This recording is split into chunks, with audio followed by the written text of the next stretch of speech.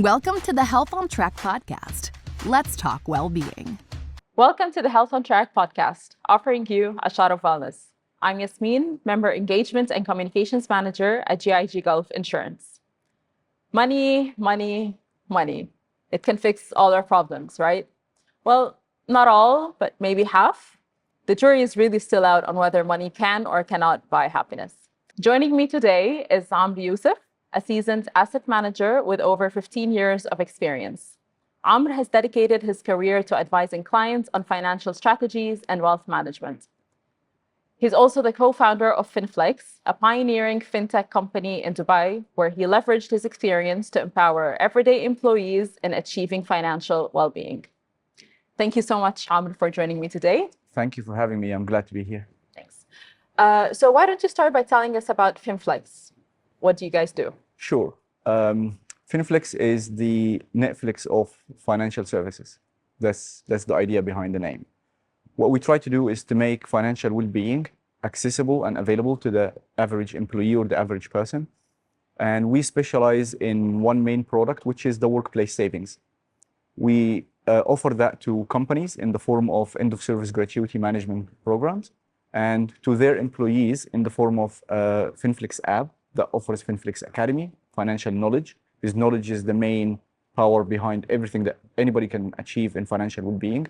Workplace savings that offers employees a high interest saving account, and FinFlx Marketplace that gives multitude of financial services and make it available at an affordable price. So FinFlx at a core value is a financial well-being platform for employers and employees at the same time and by extension to each other. Okay, the term financial well-being, it's a little bit recent. Yeah. Can you explain what financial well-being is? Sure. Like a lot of things that came with the major change of COVID, the term financial well-being came to the forefront. We always thought of well-being as mental well-being, health well-being, but financial well-being was never thought of as a priority. It came to the forefront during COVID. And financial well-being essentially is being able to achieve your goals in life without carrying a financial burden. And let me explain that. To be able to live happy life without having to take debt, without having to take bad financial decisions. And this is something that we're going to explore a lot during our conversation, but also being able to achieve those goals without having to change your core values in life. That's essentially what financial well-being is. Okay, so I guess people don't just want to get rich, they just want to be comfortable and secured. When people, as they advance in their life, I think all of us learn that money is just a tool to achieve something that we want. Either it's a certain level of comfort, a certain status. And as we grow older, we understand that it's just a means to an end. But with all the influences that are happening around us, we just lose our way on the day-to-day activity. This is nobody's fault, by the way. Most of the studies show that 8 out of 10 people never received any formal financial education. So in our brain, we have a lot of compartments. The financial brain was never trained, and the odds are usually against you. The science of behavioral finance has always been a hidden science. It's studied heavily by the marketing departments in companies, the purchase managers, the merchandise managers. When you go to a shop or to like a supermarket, everything is put in a certain way for you to trigger you to take an action, while you as an individual was never actually educated formally or prepared mentally to train the financial brain to make the financial decisions. That's why financial knowledge is at the core of being financially happy or financial well-being. It starts with knowledge, to know what you should and what you shouldn't do. I think, I agree with you. There was always the concept of you have to save for a rainy day. Yes. But I think that's it. Like that's the majority of us. That's all they know about finances. And these concepts are usually vague, never given to you independently. Mm-hmm. And independent knowledge is in the financial sector, it's something that is very rare. You usually receive information about a credit card from the person that is selling you the credit card. Yeah. You get information about a product from the person selling you the product, and that's by definition a biased opinion or a biased form of knowledge. So you should always verify the information for yourself independently before you take any decision, but usually that information is not available to you unless it's a structured education, which something that we focus on in the FinFlx Academy, to give you unbiased education in a structured format that is designed only to educate you and prepare you to make the financial decision rather than sell you a product or try to trigger you to make a financial, like, motivated decision. Yeah, I think the word budget is also one of the terms that we always hear. Like, you have to have a budget, you have to make your own budget. But how does someone start? Like, how do I make my budget? Well, let's start by defining what a budget is. Okay. So a budget is pretty much a plan, a financial plan for yourself to achieve a certain goal. One of the misconceptions of majority of the society is I'm an individual or we're just a family. The concept of incorporated households is something that we all should understand. You are not an individual. You are a company that has an income, and your ultimate goal should be to make, like any company, to make profit, which is your own savings. So same with families. So a household that has single income, or both parents or both partners work, that's a double income household. You need to treat yourself as a company. I have income resources, I have expenses that I spend money on. However, my ultimate goal is to achieve my goals by saving money. So the budget is an action or a group of actions that I or we as a household take to achieve those goals. Budget is very simple, more simple than people think. It's an income, expenses. You deduct the expenses from your income. What you have left is your savings, your profits. And you should maximize those profits as much as you can. So a person having a budget is pretty much putting a pen and paper to sit down and say, this is how much I earn, this is how much I spend, and whether it's in a good shape or a bad shape, this is where I want to be. So I need to make some adjustments. And this is how I plan my budget. There is a framework for this, and it's very simple and straightforward. My income is 100%. I deduct 50% of that to my essential basic needs. That's the roof over my head. So I pay my rent, I have my utility bills covered, childcare, all the essentials that without it, my life wouldn't go on, and I won't be able to produce the income comfortably. The second part, which is 30% of my income, should go on discretionary spending. The wants, the things that I like in life, but I wouldn't die without it. Dining out, going out with friends, buying gifts, all of these things. The most important part, which is actually the only part that you should care about, is the 20% that goes to your savings, intentional savings. And one of the biggest misconceptions that people have is, I get paid means I get paid. No, you don't. So when you receive your salary, you generated income. You didn't get paid yet.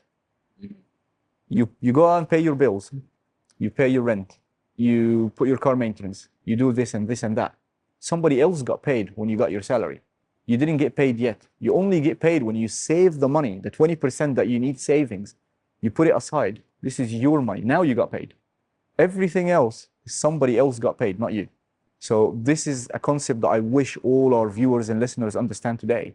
When the salary comes in, you didn't get paid yet. You only get paid when the money comes to your saving account for the things that you want, for the goals that you designed and planned.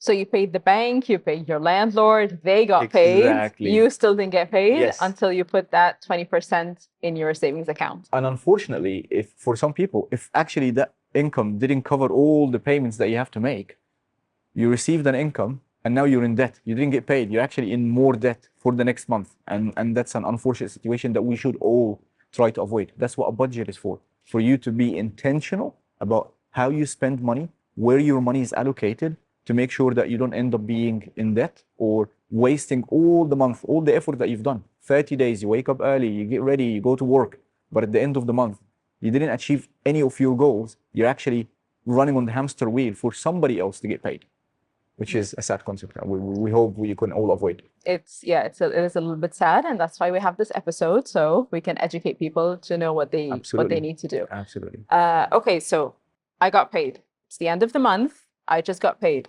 What do I do? First things first, considering that you had a budget, so you know how much is your income, how much is your assuming rent? I don't have. Okay, let's push that. Now let's have the first question is A budget. Yeah, how can I make my budget? First off, it's a sit-down practice. It's not something that you do while you're driving. It's not something that you have casually conversation about with your friends. It's a sit-down, focused product. Remember the days when we were studying at uni? Yeah. It's an assignment. Put a pen and paper. You have to be mentally prepared to do the calculations for this. It would help also if you, because we all get lost in the day-to-day, download your last 3 or 4 bank statements. So actually you remember, you see in black and white what you spent your money on. And this is where you start allocating your 50, 30, 20. The most important part is the 20%, because again, that's your money. That's what you do everything in life for. You go to work to earn income, to save money for yourself. Allocate your 20%. So let's make it simple. I get paid 10,000 dirhams. 2,000 have to go to the savings. Now, 50% should be my essential needs. And this is where people struggle a little bit. We all would like to live in a fancy place. I love to stay in the marina near the beach, but my income is that much, and I pay 70% of my income just to cover the rent of the apartment that I'm in. You need to make a conscious decision, a strong decision that maybe this house is way above my budget. I need to lower my expenses for rent a little bit. I spend a lot of money on dining out. I order takeaway 5 times a week or every day of the week. Maybe we should start reconsidering how we do things, because the minute you give in to all the marketing gimmicks that are happening around you, all the financial influences that happen about you, which is something that we can discuss at length during the conversation. If you give in, you're just literally a tool in the system. The system is using you to regenerate income for somebody else, not for yourself when you make your income. That's how people should think about it. Considering that you put these numbers together, it doesn't happen immediately. You wouldn't get it perfectly correct from the first month, but it's a practice that you train yourself to do, and you start making adjustments. Remember, a budget is an action or a group of actions that we consistently take to make sure that our money is under our control. So that's where the budget starts. Now, back to your question, what do I do? 20%, my savings goes first. I get paid first. I work hard, I get paid first. The minute the money lands in your current account, immediately 20% should go to the savings, and don't touch it. That's for a specific goal that we designed.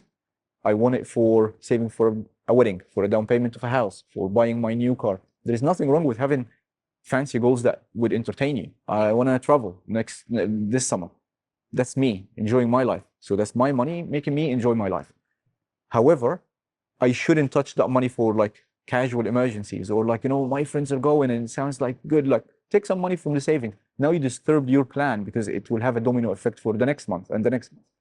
Money lands in my current account, salary account, 20% go to the savings. Ideally, I should pay all my essential bills first, and whatever is left in that account, this is my discretionary spending. I do not overspend of that money. So let's say out of the 10,000, 5,000 will go towards my rent and my bills. 2,000 will go to my savings, untouchable unless for the goal that I planned it to. Now I have 3,000 left. I design my whole month to spend with this 3,000. I don't exceed them. I don't tap into my credit card. I don't go borrow money from somebody else, because again, you make a mistake this month, it will have a domino effect on next month. You fix something good this month, it actually makes you relieved next month. It's a simple concept in finances. Okay, when you talk about 20% savings, what does that entail? I mean, is that savings for your next trip, or is it savings for a rainy day, like an emergency, or is it savings for retirement, or is it, or should we have like different savings Perfect plans? question. The budget is a way for us to achieve a goal. So let's talk about goals. Every person has long-term goals and short-term goals. Yeah. In terms of finances, it's pretty straightforward. Your first defense line, everybody that is listening to us right now, your ultimate objective immediately should be to have an emergency fund. So as an individual, you should have at least minimum of 3 months worth of your comfortable income. You know how much you need to eat, drink, pay bills, etc. Multiply that number by 3. You should have this number saved in your saving account. So that's your 50%. No. The 50% of your income, you should have 50%. Exactly. Okay. You have 3 of these 50% somewhere in your saving account. That's when it's an emergency fund, that's your safety net. That's if, God forbid, you lose your job immediately, or an emergency happened to you and you need to cover your expenses. And it also puts you in a position where you can make decisions of a comfort. If I lost my job now, but I have a 6-month emergency fund, my emergency fund is healthy, I don't have to panic. I take my time, I review my resume, I look for jobs that are actually good for me because I don't have to rush to make ends meet for this month. So emergency fund are your safety net. That's your ultimate objective. That's non-negotiable. Then comes the short-term goals and long-term goals. Short-term goals is the things that you just mentioned. I want to travel next month. I want to buy a gift for my wife and our anniversary. I have I want to upgrade my car, or I have maintenance for my car, or like things that I need to do in the short term. Short term usually is anything under 3 years, but in reality, it's always like within a couple of months. Within a couple of months, or like sometimes it could extend to a year. Like some of the financially savvy people plan their next trip this year. So you'll be like, okay, I'm traveling next summer. This is how much it's going to cost me for tickets. This is the kind of range of hotels. And I'd rather have that money saved smaller. Remember, in finances, there is a simple rule. The earlier you start, the easier the installments are. So if you start saving a year ahead, then it's a smaller amount that you have to put every month. Long-term goals are the retirement planning. If it's a family or a household, that's your child education for college. It would be surprising for people that you don't pay college on college. Like you plan it ahead because how expensive it is. If you have 2 or 3 children, you have to actually save that money way ahead of time to be able to afford and actually empower them to do these things. Goals are yours. There is no good goals and bad goals. If I want to buy a Ferrari, it's what makes me happy. That's what I work for. That's what I earn money for. When people say money buys happiness, well, money is a tool to make me feel happy in the way that I want to feel. So there are no good or bad goals. There are only categorization, and you should always be strict in the way that you approach those goals. You have a goal, you designed it, you planned it, you want to save for it. Don't hurt it. Don't touch the money that you saved for that goal. Don't quit halfway through. So emergency fund, short-term goals, things that makes me happy instantly. Long-term goals are the things that are logical for my long-term well-being, to have a house, to save for my retirement, to put my kids into good college, the things that would make us basically achieve our goals in life on the long term. Okay, so I'll use what you just said. I guess normal people would have 3 goals then. I need to have an emergency fund, and I have a short-term goal that I need to save for, and I have a long-term goal that I need to save for. Does the 20% rule still apply? Yes. Or does it then change? So that's where the 20% go. So now into the 20%, 2,000 of the example that we used of the 10,000 salary, 2,000 will go towards my savings. First off, if I don't have an emergency fund, then my priority is the emergency fund. So I keep adding these 2,000s until I get to at least, so if we said 50% of my income is 5,000, 15,000 that I need. I need to keep adding 2,000s until I reach to the 15,000. Now I have an emergency fund. Now I can take every decision in my life from financial comfort. I'm not short for cash. I know that I can put food on my table. I know that I can afford to pay my rent. I can make good financial decisions without stress. That emergency fund is done. Now I start planning. What do I need to do shortly? And what do I need to do for my long-term planning or my retirement? Usually, long-term planning should come first because it's the things that you have to do. We know that this day is coming. One day I'm going to be old. I won't be able to work. I need to afford to live. So I have to plan for that day ahead.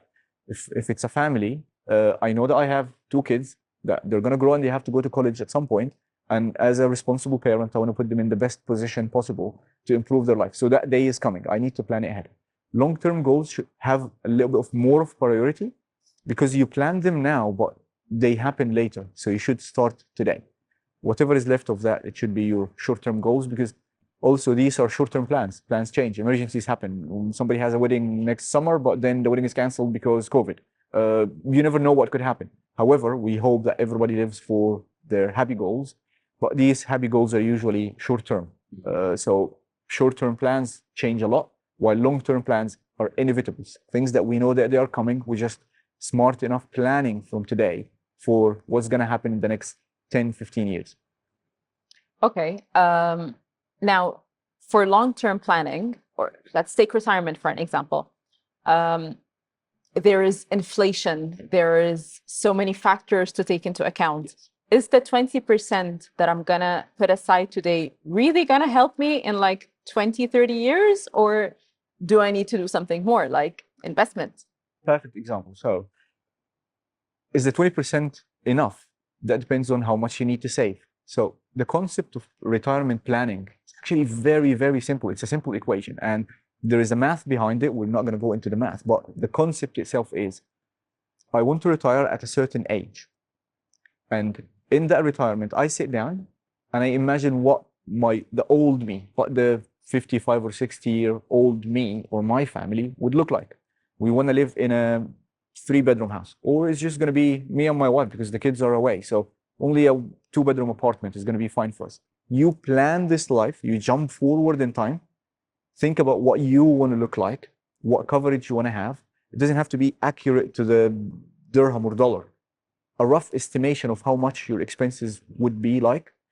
A little bit of research and planning would help massively. Obviously, some nationalities than others have that freedom of retiring anywhere in the world. Some of us, like, I will only retire in my home country, which means you should start investing now in your home country to own a house, for example, so you know that you have that house that is yours. Once you imagine that life, you calculate a number of how much your monthly expenses are going to be, multiply that number by 10 years, assuming that we retire at the age of 55, 60. You don't have to calculate all of this. All of these calculators are available online. All you have to do is just come up with a number that you imagine is going to be your monthly expenses. So you'd sit down and be like, I imagine, like, at the time it would be roughly 10,000 Egyptian pounds, for example. I reverse engineer that number by putting it in a calculator, and I say, I am 23 years old right now. Here is my income. Here is how much I think I'm going to spend in retirement, and the calculator will tell you how much you need to save. But the concept that we also need to understand, if the day is coming, think of it as exams. If you study early in the year, you only study like 1 chapter every week. But if you squeeze it all the way right before the exam, you have a whole book to study. So you need to, like, be 24/7 on these chapters. You know that you're retiring at the age of 50. Right now, you're still young, you're 20. Most probably you'll have to save like 150 or like 200. It's not much of your income because you have a lot of time to plan. And it also gives you flexibility to put money into different investments because you have a lot of time to use the markets and market cycles, and markets go up and down, but you will see about 3 or 4 of those cycles before your retirement. But if you start, unfortunately, planning your retirement in the age of 45, and you only have about like 10, 15 years, you have to squeeze a lot.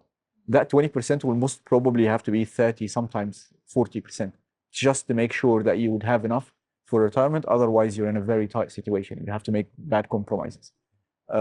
In finances, what we do today affects tomorrow.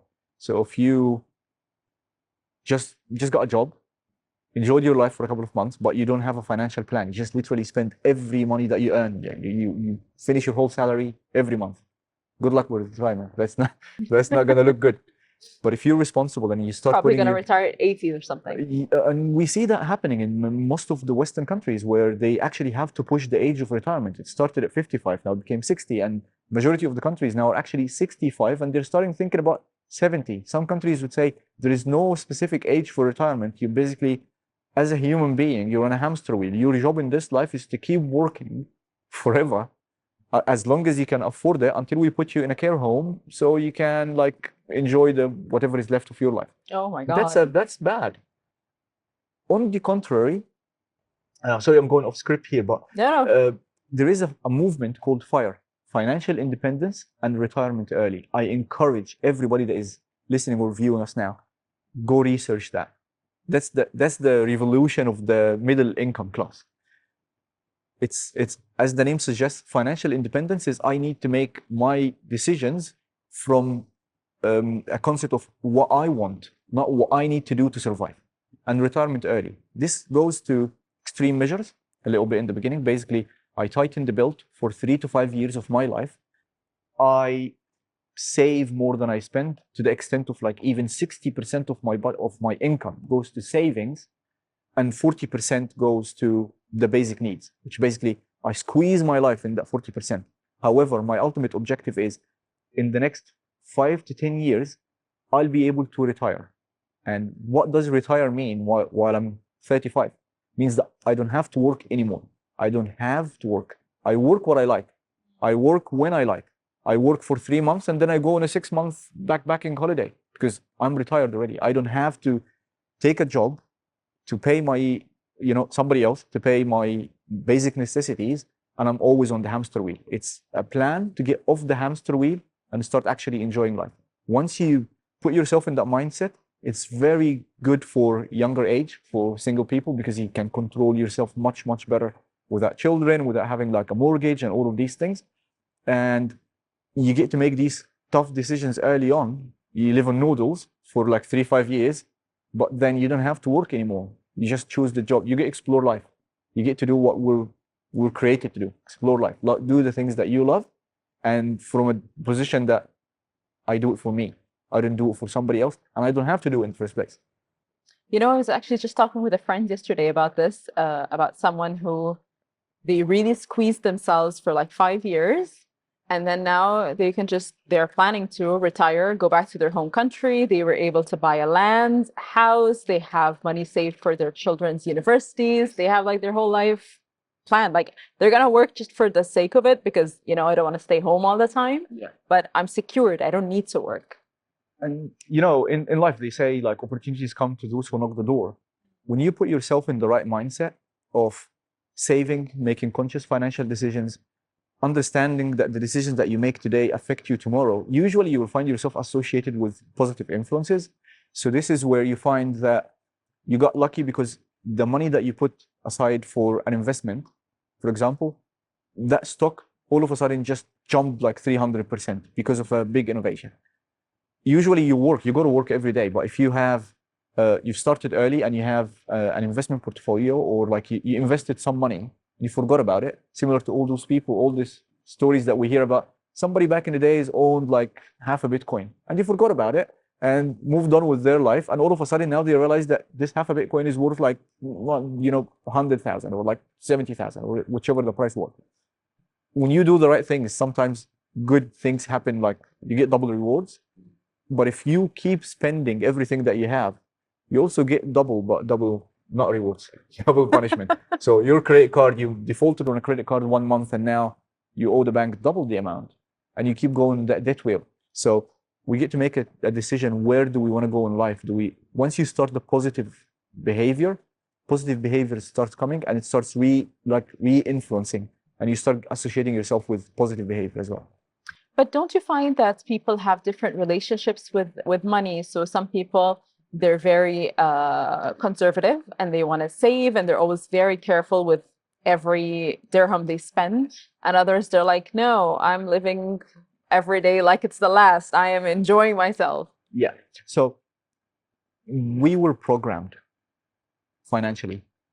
Most people don't understand this until it's too late, but every one of us has what we call it money script. Your attitude towards money, similar to everything, like to other attributes that you have. Some people are like, I'm just angry. I'm a happy person. We have attributes to our life. Money is no different. We have money attitudes. We call it money scripts in the behavioral finance. There are 4 money scripts. So all of these things that you discussed, they actually fall into 4 buckets. So we have the first money script is the money avoidance. People that say like money is evil. Like the more money I have, people like money causes all problems. And just before I go into them, I want our listeners to understand there is no good or bad script. It's just a script. It's just like you don't like spicy, you don't like spicy. There is nothing wrong with that. So the money avoidance, people that are, they don't like to have so much money and they think money is the root of all evil. It corrupts you. Money corrupts you. Exactly. And then the opposite of that, or the contrast of that, is money worship. People that think like money would get me anything. I need to get as much money as possible, because if I got so much money, which is the question that you ask everybody, what do you want? You say, give me $1 million. It's not going to solve all your problems. However, it's a mindset that is there. Then you have the money vigilance, what you discussed. The people that are very thrifty, they're very careful. They calculate every spending. They look at the label. They compare things together. It's not a good or bad thing. It's a script. So those people are careful with their spending. And the opposite to that is the money status, which is, I don't care about money. I care about the things that money gets me. I care about my designer bag. I care about my sports car. I care about my trip. I care about my, getting everything that is like brand. It's this, I love the status. I don't love the money. Again, none of these are good or bad. The most important part is to know who I am. which one of these buckets do I fall into? And I'll give a quick example of the negatives of each one of these, even the one that we think vigilance is good. So obviously the money worship is someone that works very hard, tries to earn as much money as possible. That destroys their work-life balance. So usually common with high-paying jobs. It's common. If you get paid a big salary bracket as a consultant, you're traveling between here and Riyadh and Bahrain. You're always in an airplane. You're always far away from family. If you don't make a conscious decision that there is a line that I draw and I have to spend some quality time with my family, etc., that could ruin your life. And then you're earning a lot of money, but your personal life is ruined. On the opposite to that, the money avoidant. These are usually the corporate life favorite people that don't ask for salary increase, people that usually think that money is not important. I love my work, I love my team. But yes, but the only function of work is to generate income that makes you happy. If you enjoy your life a lot at work, be friends with your coworkers outside of work, but make sure that you earn what you're worth. So those people should always be aware of money is not a status, yes, but you still need it to some needs that you have. And usually those are people that live way below their means and they don't look for improvements. The same job, the same title for a long time. I'm just happy with the safety and security. I don't want to increase my income. I don't want to ask for a salary raise. I don't want problems with my boss. The money status. These are like a lot in Dubai. Money status are the people that spend a lot, achieve certain status because they compare themselves to a standard that is probably not theirs. You see someone in a very nice sports car, but you don't know how much their income is. You love the sports car, but you don't know all the calculations behind their budget. Probably this sports car is nothing compared to what else they have, what kind of income they have, what kind of income generation it's happening for them. But you compare yourself to this and you go on a credit card and you start buying things that you cannot afford. This is like one of the biggest challenges that people face here in Dubai. And once you get on the debt cycle, it's a downward spiral. So and the last one is the money vigilant. That's my wife on Amazon Prime Day. Look, opening 15 tabs and comparing everything. Sometimes this is good, but sometimes it becomes too much to the point that you actually ruin the fun. Like just get it. If it's within your budget and if it makes you happy and it doesn't ruin your 50, 30, 20, if it's within the 30% of your discretionary spending, go have it. Enjoy. This is what gives you the power to work and get the budget for the next month. Reward yourself. But it doesn't have to be like to the dollar, to the dirham. If something is 5 and something is 7, it's okay. It doesn't have to be like perfectly. So we're within these 4 categories. And again, this is something that the behavioral modification is something that we emphasize a lot on the FinFlx Academy, where people get to understand where my decisions come from. I think society also plays a big role in this. Like, you have to have the designer bag, you have to have some really, really expensive sports car. And like, there are just some standards that are set for us by society or by the people around you. And there's a lot of peer pressure involved. And I mean, I feel that sometimes too, like, your friends are going out to a really expensive place and it's someone's birthday and you don't want to miss it, but it's also really out of your budget. So it's just, what do? You kind of have either you feel like, okay, I'm going to isolate and I'm not going to go. And then you get depressed because you didn't get to enjoy your birthday with your friends, or you go and you ruin your budget. So it's very challenging. It is. And that's part of our similar to, we have attitudes. We fall in one of these 4 buckets. We also have behaviors. So the habits they have good and bad. So what you just discussed is one of the common bad financial behaviors called anchoring. So you make the financial decision based on an idea or a thought, which is the anchor in your mind. All my friends have designer bags. Why am I not supposed to have it? I should have a designer bag same as them because I'm not less than them. That's the bad anchor, because you should think about it the other way around. Instead of saying, oh, look at my friend so-and-so, she just got a so-and-so bag, you'd be like, look at my friend so-and-so, she bought a bag that she cannot afford, and she probably topped up her credit card. I'm smarter than that. I shouldn't be doing this. Easier said than done. Yeah. But with practice, with exercise, there are mental exercises to do this. Similar that we train our physical body, we should train our financial brain. We have a simple exercise. You put a certain trigger. Let's say 1,000 dirhams. Anything that is above 1,000 dirhams, three things should happen. I never buy it instantly. I never buy anything. I tell myself that. I never buy anything above 1,000 dirhams instantly. I see it, not like Ariana Grande, I like it, I buy it. No, I see it, I think about it. I go home and think about it. I ask myself, do I really need that thing? And if I really need it, is that the best offer that I can get it from? Can I buy it now?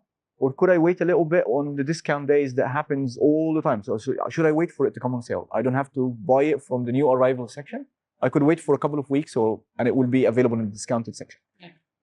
Those mental trainings actually train your brain, and it becomes an instant that you do. You look at something and you know exactly, does that fit in your budget or not, because your numbers are already running in your mind. So financial influences are there. It's no surprise that companies pay social media influencers a lot of money to make that influence. However, we should always stop against that. Like, you should ask yourself, does that person actually live the life that I want to live? And we see every now and then all the people that are glamorous, on social media. In their real life, funny how social media works, you find that they have problems. So maybe tell yourself, like, do I really focus on her designer bag, or do I really focus on what makes me happy? Again, easier said than done, but associations.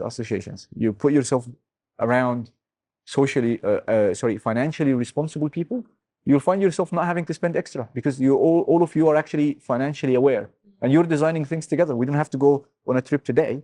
We can all plan to go on a nice trip in 3 months where we all can adjust our budgets, and then things start falling in place. Yeah, I think also one question that we need to ask ourselves is it worth it? Because honestly, I just saw socks being sold on some online platform a couple of days ago for 1,500 dirhams, and I am not even kidding. And come on, that's just ridiculous. Absolutely. They're socks, so no. At the end of the day, it's everything. If you fail to plan, you plan to fail. It all comes from the goals. Again, a budget is an action or a group of actions that you take to achieve a goal. You remember the movie you all watched, the Oz, when she asked him, like, which way should I go? And he said, if you don't know where to go, all the roads are the same. If you don't have goals, then everything is essential. Everything is like, yeah, now. But if you have goals, you can answer the question as if is it worth it compared to the goal that I have? Is it worth breaking my budget of the house down payment that means a lot to me, the house that I dream about, to buy this designer bag? And usually the answer would be no, and that would be your trigger to say, no, thank you. I'll wait for it on a sale. This is out of my budget. I'm not that kind of person, because I have a goal that I want to achieve. So it starts with having goals that you believe in. Those goals are yours. Again, not everybody should buy a house. Not everybody should travel abroad. It's your goals. It's what makes you happy in life. It's what you work hard for. And you hold these close to you, and you keep them hovering over your head whenever you go shopping, because everything else is designed to take money out of your pocket to destroy those goals. So if you're true to your goals, you'll understand, like, I compare everything to what I hold dear to me, which is my goals, whether it's my house, whether it's my child education, whether it's my dreaming about retirement somewhere where I don't have to work anymore, and compare it to the instant pleasure. Would that actually be worth it? And usually the answer should be no. And when the answer is no, you'd be like, thank you very much, I don't need that. Put it back. Okay, I'm going to ask my last question just because we're out of time. I mean, me personally, I have so many questions, but we'll have to save them for later. Come to the FinFlx Academy. We do like a monthly this open discussion where people ask these questions. They ask about either specific questions or something that do you want to say, I faced that situation last month. What could have been the best situation, or like the best answer, or like the best reaction? And it's a shared knowledge. Shared knowledge is always better than the individual knowledge, because you get to know that you're not alone in it. You made a mistake. We all make these mistakes. This is how I fixed it. So we'll be like, that's actually very good. And there are a lot of good tips and tricks for people to train themselves how to be responsible financially. So yep, count me in. I'm coming for the next one. Absolutely. Welcome. Okay, the question is investments.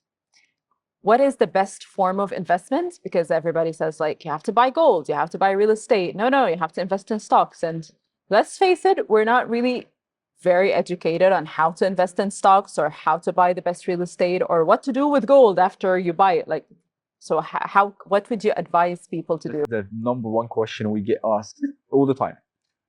The best form of investment is the investment that makes you sleep better at night. Something that you're not worried about. It's something that you can maintain for a long term. And it's something that you understand. So my advice to our viewers and listeners is explore all of these through education. Educate yourself first. So stocks. Do you really understand what stocks are, how they are traded, what attributes come with these, what type of investment are they, how the prices fluctuate? If the answer is no, then probably you should start by learning first about them. This kind of knowledge is publicly available. There are a lot of things that you can do casually to just educate yourself about it. And for some of these investments, actually even practice it with dummy money. Practice it with money that is not real, just to see how it works. Number two is, when you plan your retirement, look at the time frame that you have. If you have 25, 30 years, if you're in your early 20s and you just got a job, you should have all of these. How lucky for us now with the evolution of like financial technology, fintechs like ourselves, all of these products are available to you fractionalized to the average person. So do you want to have an investment portfolio? You can have that managed on your behalf starting from 100 dirhams a month. This is accessible to you. It's not restricted to high net worth individuals anymore. You can access that. So you can have an investment portfolio with 100 dirhams a month. You can have a fractional ownership of real estate starting from 500 dirhams. I don't want to drop names, but there are companies now, and I encourage people to research, that allow you to own a part of a property. So 20 people are bought this property together, they invested in it, and they earn the income from it, starting from 500 dirhams. Gold, fractionalized ownership of gold is available. You don't have to buy gold bars anymore and keep it in your house or like under the mattress. No, you don't have to do that anymore. You can fractionalize part of the gold. It could be as much as you want it to be. So it starts with knowledge. You should educate yourself. Do not invest or put money into something that, one, you don't understand. Second, you have to check on it. Bitcoin.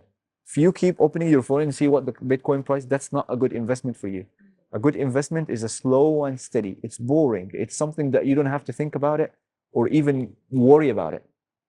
The minute you sleep well at night, knowing that I don't have to worry about that investment, I don't check my phone to see what my investment portfolio is like, what's the price of gold is like today, what is real estate in this particular country or this particular area in the city is doing, then you can maintain it for a long term. If it triggers you, then it's a stressor. It becomes your stress, not your long-term investment. And always focus on longevity. The longer you can hold it, in everything in finances, the longer you hold it, the more returns you produce. And if you can hold it for long enough, then you'll achieve your goals. Amazing. Thank you so much, Amr. I mean, this was really, really helpful. But sadly, we're out of time. I appreciate it. Thank you for having me. And I encourage, again, all our listeners and viewers to start working on their financial knowledge. And this is the cornerstone. This is where they start. Any specific resources you would recommend? Like FinFlx Academy. Sorry. To those who don't have access? So we actually make it accessible free for all employers to give it to all their employees for free. That's one of our core social responsibility initiatives, to make financial knowledge should be accessible to everybody for free. So that's something that is available. Actually, there are a lot of social groups. So on Facebook, there is a group called Simplify. So simply financial independence, as financial independence, you can find it easily. It's all expats like us living in Dubai. Everybody's asking their financial questions, recommending what is the best solution for this and that. And it always encourages people to be responsible with their spending. A lot of these financial groups are available on social media. So Simplify, I think there is Dirham Stretchers. She's always looking for this kind. My favorite. Yeah, put yourself in these places. Don't put yourself in own luxury, on all of that. Like, go to someone that puts you in a positive scenario rather than ask you to spend a lot of money and get on credit. Okay, all right. Thank you so much. Thank you for having me. Pleasure. Our next episode is about the art of letting go. Tune in to leave behind anything you don't want to be taking with you to the new year. We're available on YouTube, both original and music, Spotify, Apple Podcasts, Anghami, and Amazon Music. Everywhere, basically. So stay well and keep thriving.